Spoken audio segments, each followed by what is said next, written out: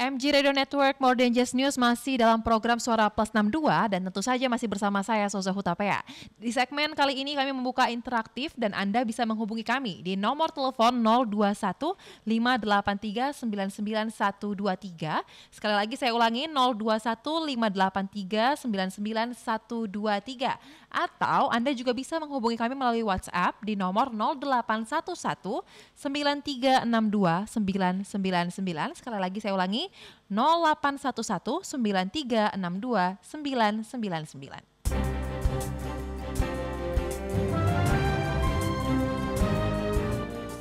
MG listeners, siapa di antara Anda yang sudah izin untuk cuti lebaran agar bisa mudik pada tahun ini? Ayo ngaku. Nah, informasi terbaru yang kami terima bahwa Kakor Lantas Polri memprediksi jumlah pemudik pada lebaran tahun ini akan meningkat dan sejumlah upaya pun disiapkan agar mobilisasi masyarakat aman dan nyaman.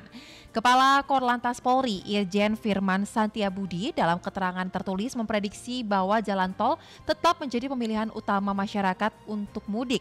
Meski begitu, pihaknya sudah menyiapkan beberapa jalur alternatif lain. Seperti diantaranya ada jalur Pantura atau Pantai Utara, jalur Tengah, bahkan sampai ke Pansela atau Pantai Selatan untuk keberangkatan dan pulang dalam mudik Lebaran 2023.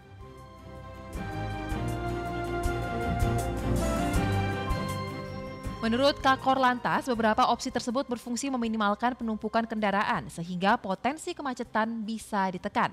Kami pun mengimbau nih kepada seluruh masyarakat khususnya pendengar MG listeners yang hendak melakukan perjalanan mudik pada tahun ini agar tetap dalam kondisi prima baik pemudik hingga kendaraannya. Selain itu, pemudik diminta untuk waspadai atas potensi cuaca ekstrim terutama saat hujan lantaran jarak pandang yang semakin sempit dan juga kondisi jalan yang licin.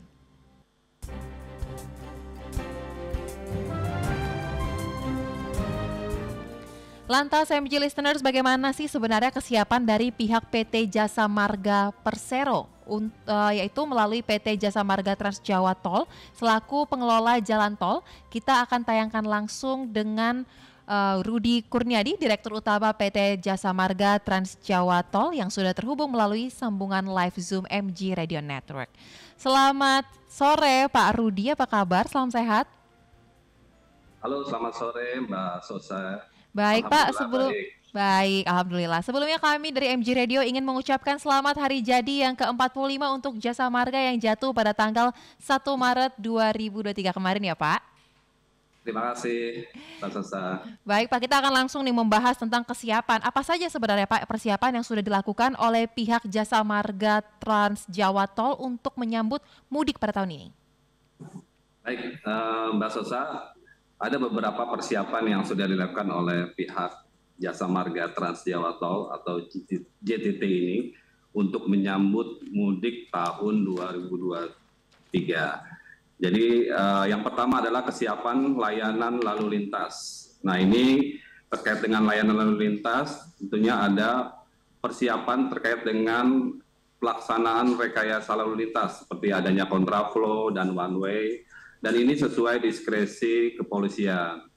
Kemudian kami memastikan keberfungsian CCTV, DMS, PMS Mobile, untuk memonitor kondisi lalu lintas dan percepatan informasi, seperti yang sudah kita punya juga, ada juga aplikasi Trapoy, kemudian menugaskan satuan tugas atau personal piket, dan penyediaan posko pantau. Kemudian juga menempatkan personel pada lokasi potensi kepadatan di sepanjang ruas jalan tol Trans Jawa. Kemudian kami juga memastikan kesiapan layanan preservasi, yaitu pengaturan jadwal pemeliharaan periodik seperti scraping, filling, overlay pada titik-titik yang mengalami kerusakan perkerasan seperti retak, routing, dan segregasi. Kemudian kami juga mengerahkan tim patching untuk menangani kondisi perkerasan yang berlubang atau pothole. Kemudian pengerahan tim lingkungan untuk memonitor kebersihan jalan dan saluran drainase. Kemudian kami juga melakukan inspeksi terhadap titik-titik saluran yang mengalami sedimentasi dan pendangkalan, melakukan langkah preventif dengan normalisasi pembersihan drainase dan pembangunan tanggul penahan banjir. Kemudian terakhir menyiagakan personel dan sarana untuk antisipasi keadaan darurat apabila terjadi genangan air. Kemudian terkait dengan kesiapan layanan rest area, kami mengaktifkan posko pelayanan dan monitoring di rest area, pengaturan ulang alur kendaraan dan buka tutup rest area secara situasional, memastikan BBM dan penyiagaan SPBU modular, kemudian memastikan kecukupan air bersih untuk memfungsikan tambahan toilet, penambahan petugas keamanan, pengaturan lalu lintas dan kebersihan, memfungsikan kembali toilet fungsional pada periode Lebaran 2000-2003. Jadi cukup banyak Mbak Sosa kesiapan-kesiapan yang kita persiapkan. Baik, Pak Rudi, tadi saya menyimak ada sejumlah poin, sangat banyak ya sebenarnya persiapan yang sudah dilakukan oleh di PT Jasa Marga Trans Jawa Tol ini. Kita akan coba bedah Pak satu-satu nih.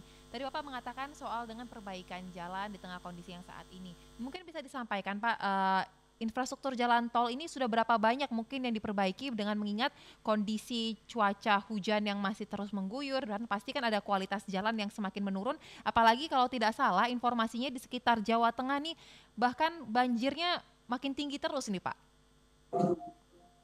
Ya Mbak Sosa, jadi memang kami sebagai operator jalan tol memang mempunyai yang namanya standar pelayanan minimal.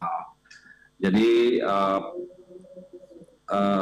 mengingat saat ini banyak juga curah hujan yang cukup ekstrim, kemudian banyak juga jalan yang tergerus air hingga berlubang, kami melakukan terus perbaikan berlanjut ya, sesuai dengan peraturan Menteri Pekerjaan Umum nomor 16 PRT M 2014 perihal pemenuhan standar pelayanan minimal jalan tol. Nah, kami juga mohon maaf atas ketidaknyamanan pengguna jalan terhadap kondisi perkerasan jalan tol, khususnya di ruas Jakarta Cikampek nih. PT JTT bersama dengan PT Jasa Marga Toll Road Maintenance selaku service provider pemeliharaan jalan tol terus melakukan upaya penanganan terhadap lubang dengan menyiagakan tim 24 jam serta melakukan pengecekan lokasi secara berkala, terutama di titik-titik yang dilaporkan oleh pengguna jalan melalui call center Jasa Marga di nomor 14080. Baik, Pak, itu menarik tuh ya ketika ada laporan di sini ada titik yang jalannya kurang bagus nih harus segera diperbaiki. Nah, estimasinya ini kan kita bicara mengenai pelayanan ya Pak yang semakin ditingkatkan khususnya ketika mudik Lebaran tahun ini. Estimasinya sejak laporan disampaikan berapa lama jalan tersebut bisa akhirnya menjadi lebih baik setelah tentu saja diperbaiki oleh teman-teman yang bertugas. Jadi untuk perbaikan, kami ada melakukan perbaikan yang secara emergensi terhadap lubang-lubang yang ada di jalan tol. Kami juga selain itu juga mempersiapkan beberapa perbaikan yang tentunya secara permanen akan kami lakukan. Nah ini perbaikan itu tentunya kita lihat di ruas-ruas jalan tol itu, untuk ruas-ruas yang mengalami perbaikan, tentunya kita akan melihat secara prioritas mana-mana saja yang akan kami treatment untuk segera melakukan perbaikan. Nah ini tentunya butuh waktu ya Mbak Sosa, karena memang di beberapa ruas juga trafiknya sangat tinggi sehingga perbaikan juga memerlukan treatment khusus untuk pengaturan lalu lintasnya supaya juga selain kita melakukan perbaikan, kelancaran dan kemacetan itu bisa kita antisipasi. Baik, memang ya Pak, pengingat mudik itu kan sudah jadi budaya kita orang Indonesia dan banyak masyarakat yang memiliki keinginan untuk mudiknya itu tuh tidak hanya di satu waktu, tapi ada yang berangkat malam, terus ada berangkat pagi, siang, sore. Jadi memang butuh waktu, tapi yang dipastikan adalah setiap laporan akan berusaha untuk ditangani semaksimal mungkin ya Pak untuk perbaikan jalan-jalan yang ada di tol Trans Jawa. Saya akan kembali Pak ke poin yang pertama Pak sampaikan mengenai apa saja persiapan yang sudah dilakukan oleh pihak PT Jasa Marga. Tadi Bapak juga mengatakan terkait dengan adanya penempatan tim di pos pantau titik-titik yang diperkirakan akan menjadi titik kepadatan. Mungkin untuk tahun ini karena diprediksi akan semakin meningkat nih Pak arus mudiknya, titik mana saja yang mungkin akan menjadi titik kepadatan para pemudik tersebut dan bagaimana kesiapan rest area? Apakah secara garis besar Pak ini sebenarnya sudah ada penambahan atau jumlahnya tetap seperti tahun lalu tapi fasilitas yang ditingkatkan? Baik, untuk titik-titik kritikal untuk kelancaran lalu lintas bisa dipastikan bahwa jalur Jakarta Cikampek juga akan seperti tahun-tahun sebelumnya juga akan menjadi titik-titik yang menjadi krusial untuk dapat kita pantau kelancarannya. Jadi kami juga bekerjasama dengan Korlantas dengan bantuan teknologi dari Jasa Marga Command Center. Kami melihat bahwa di ruas-ruas tersebut perlu diantisipasi mengenai kemacetan yang tentunya pada saat lalu lintas sangat tinggi, tentunya perlu dilakukan suatu rekayasa lalu lintas sehingga para pengguna jalan bisa lancar pada saat arus mudik dan arus baliknya, seperti rekayasa lalu lintas kontraflow dan one way. Itu titik-titik yang seperti biasa itu ada di ruas Jakarta Cikampek dan juga di ruas Cipali, Cikampek Palimanan ya. Jadi memang itu titik-titik yang kita antisipasi agar lalu lintasnya dapat kita lakukan rekayasa lalu lintas. Baik. Kemudian Pak terkait dengan fungsi CCTV ataupun alat-alat elektronik yang digunakan untuk dapat memonitor bagaimana kondisi dari sepanjang jalur tol Trans Jawa ini, apakah memang sudah terpasang dari ujung Banten hingga sampai ke timur atau seperti apa kondisinya Pak terkini terkait dengan unit-unit untuk memonitor kondisi terkini? Ya baik, kami juga memanfaatkan teknologi ya Mbak Sosa untuk memantau kepadatan lalu lintas sehingga secara langsung bisa kita memantau treatment apa yang diperlukan segera pada saat itu. Jadi kami mempunyai Jasa Marga Command Center, yaitu satu fasilitas yang dapat kami pantau secara real time kondisi traffic lalu lintas, terutama untuk ruas-ruas yang dikelola oleh Jasa Marga Group. Jadi secara langsung kita bisa memantau secara real time dan secara remote serta melakukan keputusan-keputusan untuk melakukan rekayasa lalu lintas agar segera dapat diantisipasi. Jadi terkait dengan ini kami memantau beberapa indikasi-indikasi atau indikator-indikator di mana kita harus melakukan keputusan untuk melakukan rekayasa lalu lintas seperti kontraflow dan one way. Dan ini sangat membantu sekali, Mbak Sosa. Baik, tentu saja ini akan berkoordinasi dengan pihak kepolisian ya Pak, ini kan diskresi dari pihak kepolisian ya. Kemudian betul. Pak, berbicara mengenai perjalanan mudik, apalagi sekarang kan sudah banyak banget ya penggunaan uang elektronik. Nah, berapa sebenarnya saldo e-money yang paling ideal nih Pak untuk dipersiapkan para pemudik? Karena kan tidak semua pemudik ini mempunyai aplikasi NFC di handphonenya, jadi bisa top up secara terus-menerus. Nah, kira-kira kalau menurut Jasa Marga dengan kondisi yang sekarang, berapa banyak Pak yang harus dipersiapkan minimal lah setidaknya? Baik, jadi Mbak Sosa memang sejak terkoneksinya ruas Trans Jawa, memang kami selalu menghimbau kepada pengguna jalan untuk mengantisipasi kesiapan saldo e-money yang harus dipersiapkan. Nah, bisa diberikan gambaran, jadi untuk perjalanan dari Jakarta menuju Semarang menggunakan kendaraan golongan 1 itu dibutuhkan saldo minimal 377.500. Kemudian untuk perjalanan dari Jakarta menuju Surabaya menggunakan kendaraan golongan 1 dibutuhkan saldo minimal Rp737.000.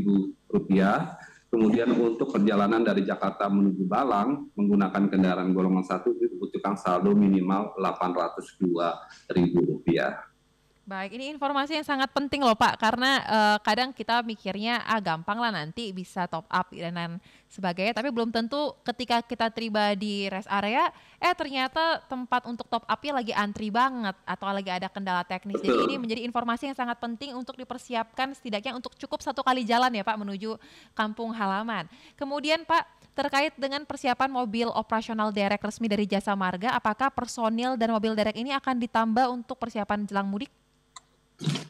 Ya.